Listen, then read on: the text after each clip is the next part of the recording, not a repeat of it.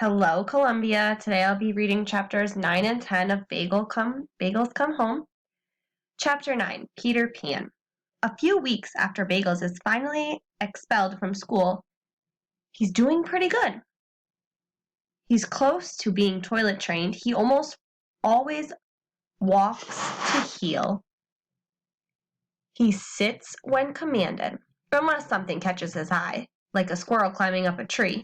He still escapes now and then, but as Mom says, you can't have everything. It's lucky that Bagel is behaving well, because Mom and Dad have other things on their minds, like Peter Pan.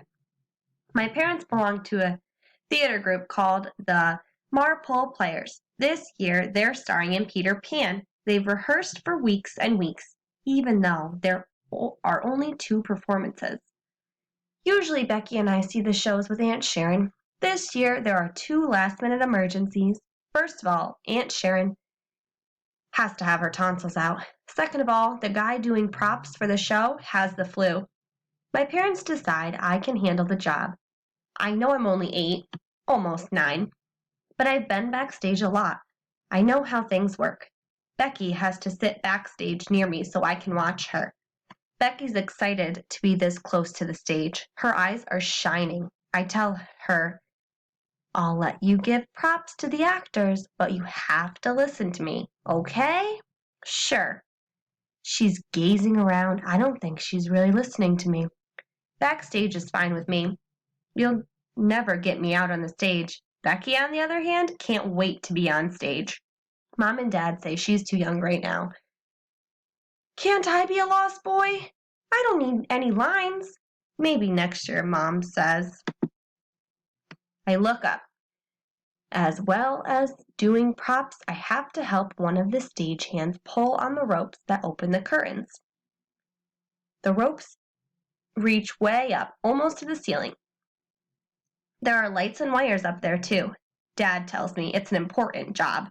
I know you can do it, Josh. Just do whatever Naomi tells you to do. Naomi is the stage manager. The props table already has stuff on it. Most of the actors just grab what they need before they go on stage. For instance, Captain Hook needs his fake sword.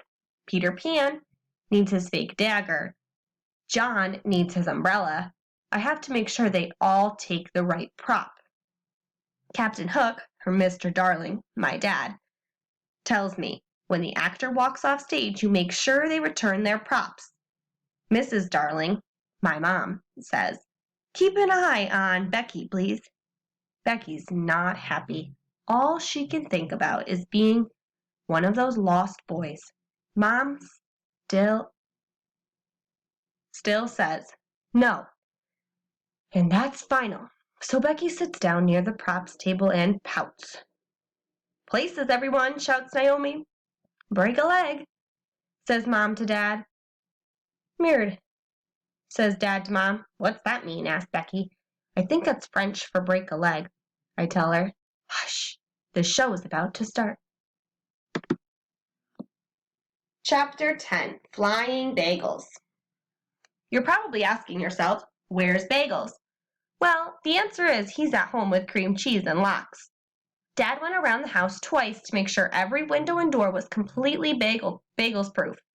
I'll say it again, he said. We should have called that dog Houdini. The show's about to begin. Backstage, you can hear the sounds of people entering the auditorium. When everyone has sat down, the lights dim, everything's quiet, I have to admit, that part's exciting. I'm stage left. The stagehand on stage right gives me a nod. Then he and I open the curtains. Becky helps me pull the rope. At least Becky thinks she's helping me. The actors are in place. Becky's perching on her chair close to me so she can see the show. Everything's fine until I hear, "Roof, roof." A bark is like a fingerprint. No 2 are alike, and I know that bark anywhere. It's Bagels, whispers Becky. She's smiling. No kidding, I say. I'm not smiling. How'd he get there? Becky says. He's an escape artist, that's how, I tell her. Then Bagels is doing laps around me and panting. They say dogs have a good sense of smell. I guess I smell pretty strong. He figured out where to find me, 3 blocks away from our house. I grab Bagel's collar. He stops doing laps and jumps up to lick my face. I love him, but the show must go on. Becky, I whisper, find a rope or something strong. We have to tie him up until the show's over. Becky says, but I'm not supposed to move. Mom and Dad said so. Becky, I say, it's an emergency. Mom and Dad would understand. I give you permission to get off the chair and help me, like right now. She slides off the chair and looks around. How about this, she says. She's found a dog harnessed to the props table. Wait a minute. What's a dog harness doing on the props table? Nana doesn't wear one. It must be a mistake. I pick it up and fasten it to Bagel's body. He tries to wiggle out of it, but I have to make sure Bagels didn't spoil the show. I need something to tie him to. That's when I see the wire hanging nearby. It's close to the fake window that leads to the stage. It has a clip attached to it. I guess it's for an overhead light or something. I hook the harness onto the clip. I tell Bagels, don't move until the show is over. He looks offended. Hurf, hurf, hurf, he says. Don't argue, I say. A second later, Peter Pan rushes up to me. He checks the prop table. His face goes blank. The harness. Where's the harness? It's okay, I said. I put it around Bagels. Peter Pan looks confused. Bagels? He says. You put my harness around some bread rolls? I shake my head. My dog, he's called Bagels. Naomi appears. What's the holdup? She says. Without waiting for an answer, she waves to the stagehand on stage right. He pulls on a rope or lever with one hand and picks up the book with the other. Bagels gives a yelp and shouts up right in the air, flying through the fake window. He looks pretty surprised. What the?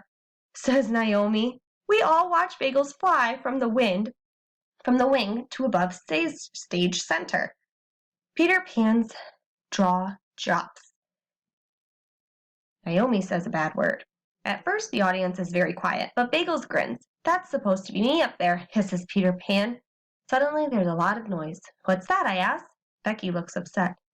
It's the audience. People are laughing at Bagels. But then there's another noise. Applause. People are clapping. Bagels barks. He likes it. Bagels not upset anymore. She grins at me. Mom and Dad, the darlings, are standing in the wings on upstage right. They look dazed. On stage, the darling children are sitting on their beds. Wendy, Michael, and John staring up at Bagels in silence. Finally, Peter Pan decides to go on stage without a harness. He climbs through the fake window and leaps around the room as if he's flying. No one notices. They're all looking at Bagels. The stagehand on stage right still hasn't noticed anything. He's reading his book. As he pulls the wire, Bagels flies around the stage. The stagehand must have done this a lot at rehearsal. He thinks he doesn't need to look.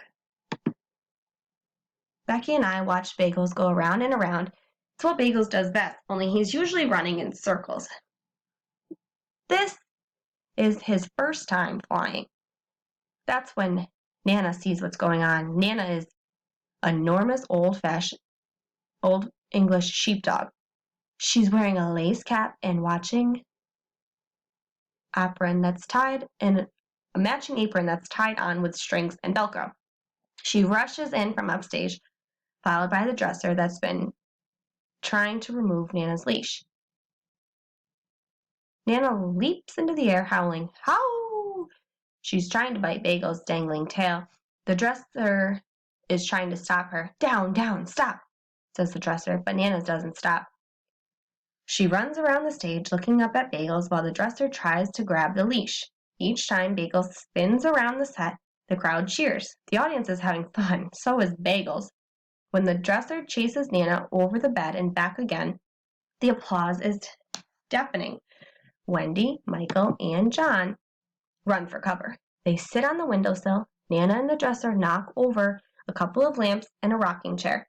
Bagels is lowered onto the bedpost, then a beret But not for long. Soon he's back flying through the air. The stage manager puts her head in her hands. The director's in the front row. She says, "He'll run me out of town for this. It's the end of my theatrical career." I try to comfort her. It's only community theater. She glares at me. Some of the world's greatest stage managers had their start in community theaters. What about Bagels? Becky says. It's probably the end of his career, too. I'm thinking the same thing, except that Bagels is having a great time. At home, we're always telling him not to do this kind of stuff.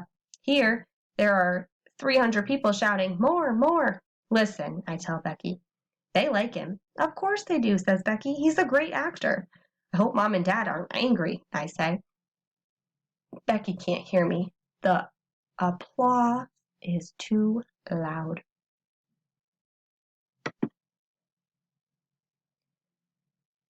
And we'll stop there, and I'll read chapter 11, and I think chapter 12, and then we'll be done with the book. Have a great day.